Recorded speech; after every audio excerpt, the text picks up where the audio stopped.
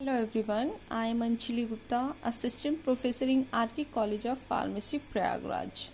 सो dear students, आज के इस लेक्चर में हम स्टडी करेंगे पार्किंसन डिजीज़ की।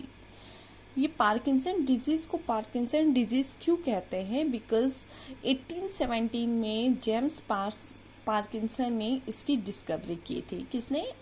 जेम्स पार्किंसन ने 1817 में इसकी डिस्कवरी की थी, इसलिए इसे हम पार्किंसन डिजीज़ नाम देते हैं। इनके नाम से ही पार्किंसन, इनके सरनेम से ही ये पार्किंसन डिजीज़ का नाम दिया गया है। इन्होंने डिस्क्राइब किया था फर्स्ट टाइम शेकिंग पाल्सी।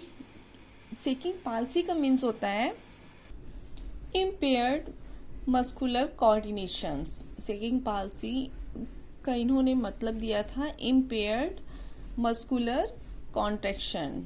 ठीक है, अब इसे हम जान लेते हैं नॉर्मल लैंग्वेज में कि पार्किंसन डिजीज में होता क्या है। ये क्रोनिक प्रोग्रेसिवली मोटर डिसऑर्डर है। क्रोनिक मीन्स लंबे समय से चली आ रही बीमारी है ना। क्रोनिक, एक्यूट, क्रोनिक हम डिस्कस कर चुके हैं पहले भी। क्रोनिक क्या है? काफ़ी पुरानी या लंबे समय से चली आ रही डिजीज़। प्रोग्रेसिवली मतलब डेवलपमेंट की ओर प्रोग्रेस करते हुए, मतलब अगर कोई डिजीज़ है आपको तो वो धीरे धीरे धीरे धीरे सीवियर कंडीशन की ओर बढ़ती जा रही है, मतलब progressively. Okay. Motor disorder, motor disorder का मतलब है यहाँ पे कि एक होती है आपकी सेंसरी नर्व जो कि आपकी सेंसेशन को ब्रेन तक ले जाती है। बॉडी से जो न्यूरॉन्स होती हैं, सेंसरी नर्व होती हैं, न्यूरॉन्स होती हैं, वो आपकी सेंसेशन को ब्रेन तक ले जाती हैं। दूसरी होती है आपकी मोटर नर्व्स। मोटर नर्व्स क्या करती है? उस सेंसेशन को आपके बॉडी तक लाती है। सपोज आपको किसी मॉस्किटो ने काट रखा है, मॉस्किटो के काटने से आपको सेंसेशन गया आपके ब्रेन में कि मुझे यहाँ पे इचिंग हो रही है, यहाँ मॉस्किटो ने काट रखा है। अब वो सेंसेशन के अगेंस्ट जो है आपको आंसर आता है, या तो उस मॉस्किटो को मार देना है या उस मॉस्किटो को वहां से हटा देना है। वो आपके ब्रेन से जो मैसेज लेकर आता है वो आपकी मोटर नर्व्स होती हैं। दैट मीन्स इसमें क्या होता है पार्किंसन डिजीज में कि ये क्रोनिक प्रोग्रेसिवली मोटर डिसऑर्डर है। मीन्स कि जो आपके मोटर न्यूरॉन्स हैं वो डैमेज हो रही हैं, इसलिए इसे न्यूरो डिजेनरेटिव कहा गया है। न्यूरो मीन्स आपका ब्रेन हुआ, ब्रेन की जो न्यूरॉन्स हैं, है ना। न्यूरो मीन्स आपके न्यूरॉन्स, ब्रेन की सेल्स। डिजेनरेटिव मतलब सेल्स का वापस से रीजनरेशन नहीं होना। एक बार अगर सेल डेथ कर जाए, डिजेनरेट मतलब सेल डेथ कर जाना, या फिर आपके स्ट्रक्चरली फंक्शंस आपके जो आप न्यूरॉन्स हैं उस फंक्शन और स्ट्रक्चर्स में चेंज हो जाना, और वो भी परमानेंट चेंज हो जाना। ओके, देखते हैं अब ये डिजीज होती कैसे है, कैसे आपकी बॉडी में डेवलप हो रही है। एक्चुअली ये जो पार्किंसन डिजीज होती है स्टूडेंट्स, इसमें क्या होता है imbalance between inhibitory dopamine and excitatory acetylcholine. Inhibitory dopamine last lecture में भी मैंने डिस्कस किया था। कुछ होते हैं आपके इनिबिटरी न्यूरोट्रांसमीटर और कुछ होते हैं आपके एक्साइटेटरी न्यूरोट्रांसमीटर। हमने यहाँ पे गाबा की बात की थी जो कि इनिबिटरी न्यूरोट्रांसमीटर है, और यहाँ आज हम बात कर रहे हैं डोपामाइन की। गाबा की बात हमने कहाँ की थी? एपिलेप्सी की कंडीशन में। ठीक है, यहाँ हम बात कर रहे हैं डोपामाइन की जो कि इनिबिटरी न्यूरोट्रांसमीटर है। एक्साइटेटरी न्यूरोट्रांसमीटर आपके कौन से है? एसिटाइलकोलिन।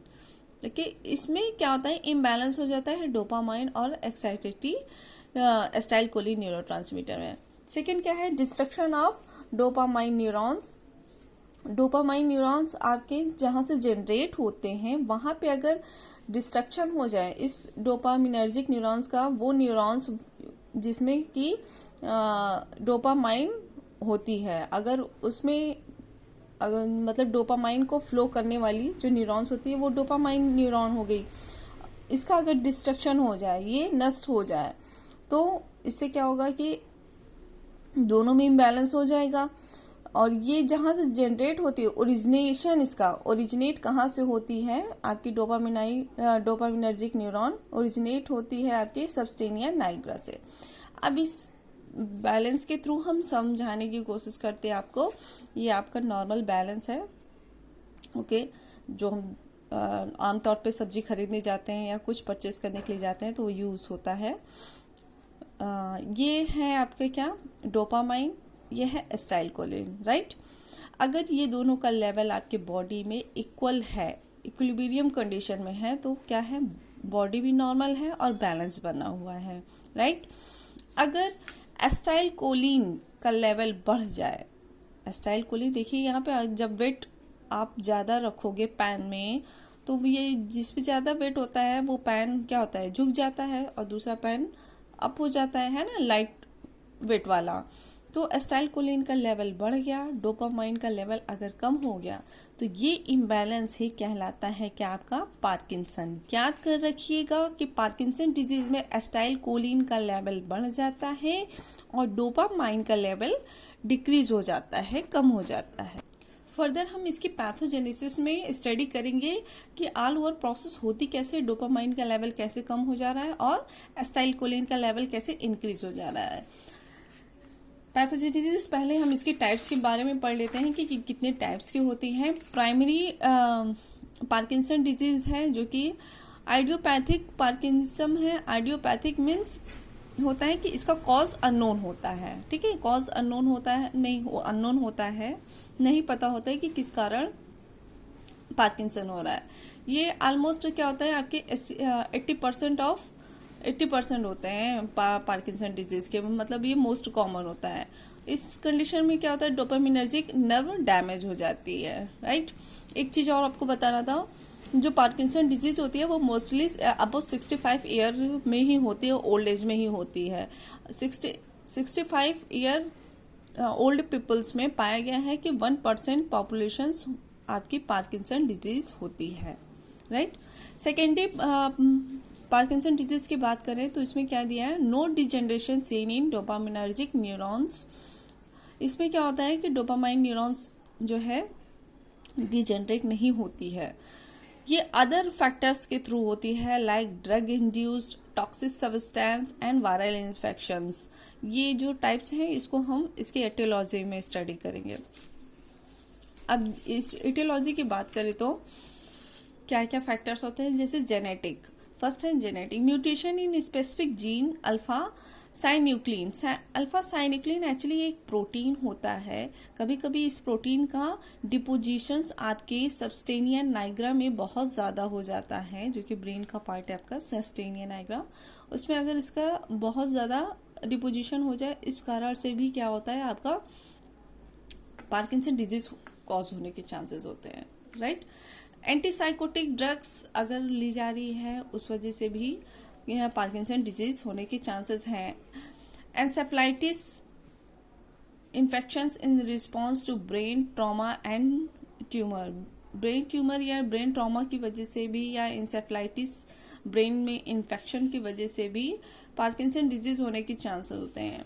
आर्टेरियोस्क्लेरोसिस आपको पहले बताया है, blockage of your arteries, arteriosclerosis, उसकी वजह से भी क्या हो सकता है, पार्किंसन डिजीज आपकी कॉज हो सकती है।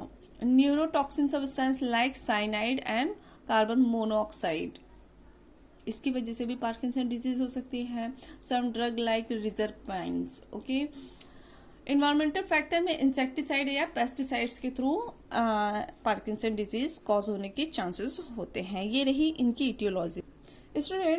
स्टूडेंट्स जैसा कि मैंने अभी आपको बताया कि इम्बैलेंस हो जाता है किसमें, एसिटाइलकोलिन एंड डोपामाइंस का, तो थोड़ा सा मैं फोकस करना चाहूंगी functions of acetylcholine and functions of dopamines. ये आपको भी थोड़ा क्लियर हो जाना चाहिए कि एसिटाइलकोलिन का अगर लेवल बढ़ जा रहा है तो जो इसका फंक्शन है वो नहीं होगा, अगर एसिटाइलकोलिन का लेवल कम हो जा रहा है तो इसका जो फंक्शन है तो उसमें क्या चेंजेस होंगे। तो ये रहे आपका एसिटाइलकोलिन। एसिटाइलकोलिन का फंक्शन है मसल्स कॉन्ट्रैक्शन, आपके बॉडी के में मसल्स कॉन्ट्रैक्शन में हेल्पफुल होता है। Activate pain response and regulate endocrine या REM को बोलते हैं। Rest eye movement, sleep functions के लिए, dilate blood vessels and increase body secretions, slow heart rate. ये इनका मेन फंक्शन है जो कि कंट्रोल होता है बाय द एस्टाइल कोलिन से ये सारे फंक्शंस कंट्रोल होते हैं, आपके muscles movement, muscles contraction, whatever. Okay, dopamines का फंक्शन क्या है? आपकी मेमोरी के लिए है, इंपॉर्टेंट है, स्लीप के लिए, मूड के लिए, प्लेजरेबल के लिए and rewards, behaviour and cognition के लिए रिस्पॉन्सिबल होते हैं आपके डोपामाइन न्यूरोट्रांसमीटर। ये क्या है? एक्साइटेटरी न्यूरोट्रांसमीटर है और ये क्या है? आपके इनिबिटरी न्यूरोट्रांसमीटर्स हैं, राइट। बात करते हैं अब इसकी पैथोजेनेसिस की।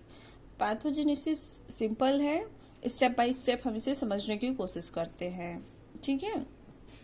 ये मैंने दो पार्ट्स जो है यहाँ पे दिखाया है आपको। एक है सबस्टेनिया नाइग्रा एंड नियोस्ट्रेटम। सबस्टेनिया नाइग्रा आपका मिड ब्रेन के बेसल गैंग्लिया में होता है। आप जब ब्रेन का स्ट्रक्चर देखोगे तो ये दो लोब में ऐसे होता है, ठीक है, ब्रेन आपका, ठीक है। जब आप इसको अलग अलग लोब करोगे तो यहाँ पे मिड ब्रेन जो कि ब्रेन स्टेम से लगा होता है, मिड ब्रेन में आपके बेसल गैंग्लिया के जस्ट नीचे का पार्ट होता है सबस्टेनिया नाइग्रा, और ये थोड़ा ब्लैकिश टाइप का होता है। इसका जो मेन फंक्शन होता है वो डोपामिनर्जिक न्यूरॉन को जनरेट करना होता है, ठीक है, डोपामिनर्जिक न्यूरॉन्स को। अब ये क्या है? नियोस्ट्रेटम है, ये भी आपके बेसल गैंग्लिया के ही पास का पार्ट है, राइट। अब जो फर्स्ट न्यूरॉन्स आ रही है वो आपकी आ रही है गाबा न्यूरॉन्स, इनहिबिटरी गाबा न्यूरॉन्स नियोस्ट्रेटम से आ रही है। कहाँ? आपके सबस्टेनिया नाइग्रा में। ये इसको हमने बोल दिया फर्स्ट स्टेप, राइट। अब ये इनहिबिटरी न्यूरॉन्स किसे कंट्रोल कर रही है या इसे एक्टिवेट कर रही है? इनहिबिटरी डोपामिनर्जिक न्यूरॉन्स को। मैंने माइनस साइन से ये शो करने की कोशिश की है क्योंकि ये इनहिबिटरी है, इनहिबिशन कॉज कर रही है। अगर एक्साइटेटरी है होती तो प्लस से डोनेट करते, ठीक है। इनहिबिटरी न्यूरॉन्स आपकी जो है गाबा वो माइनस से मैंने शो किया है, तो ये सबस्टेनिया नाइग्रा में ये एक्टिवेट किया क्या? Inhibitory dopamine neurons, right. अब ये डोपामाइन न्यूरॉन्स किसे जो है आपके एस्टाइल कोलिन के न्यूरॉन्स को कंट्रोल करती है, क्योंकि एस्टाइल कोलिन आपका नियोस्ट्रेटम से रिलीज होता है। नियोस्ट्रेटम से रिलीज होता है जिसका काम क्या है? जो कि मसल्स से कनेक्ट होती है और ये प्रॉपर रिस्पांस के लिए रिस्पॉन्सिबल होती है, आपके मसल्स कोऑर्डिनेशंस के लिए, मसल्स कॉन्ट्रैक्शन के लिए, राइट। स्टेप 1 में क्या हुआ? इनहिबिटरी गाबा न्यूरॉन्स आया सबस्टेनिया नाइग्रा में। स्टेप 2 में क्या हो गया कि इनहिबिटरी डोपामाइन न्यूरॉन्स एक्टिवेट हुआ। अब कंडीशन ये है कि अगर सेल डेथ हो जाए आपके डोपामिनर्जिक न्यूरॉन्स की, जो कि मैंने आपके इटियोलॉजी में बताया है कि डिजनरेशन ऑफ डोपामिनर्जिक न्यूरॉन्स, अगर इसका डेथ हो जाए तो लेस डोपामाइन रिलीज। जब ये न्यूरॉन्स जो है डिजनरेट हो जाएगी तो ये जो ले जाने वाला आपके न्यूरोट्रांसमीटर है, कौन सा न्यूरोट्रांसमीटर? डोपामाइन, तो इसका सिक्रीशन भी कम होगा। कहाँ? आपके नियोस्ट्रेटम में। जब इसका सिक्रीशन कम होगा तो ये एस्टाइल कोलिन को भी एस्टाइल कोलिन के ऊपर कंट्रोल नहीं कर पाएगा, ठीक है। एस्टाइल कोलिन को कंट्रोल नहीं कर पाएगा, जिसकी वजह से जो स्टेप 3 में आपके एस्टाइल कोलिन रिलीज हो रहा है वो बहुत ज्यादा रिलीज होना स्टार्ट हो जाएगा। तो बहुत ज्यादा रिलीज होगा तो इससे क्या होगा कि अब इस डोपामाइन का लेवल कम हो गया, एस्टाइल कोलिन का लेवल ज्यादा हो गया। अब एस्टाइल कोलिन क्या है? मसल्स कॉन्ट्रैक्शन कॉज करता है।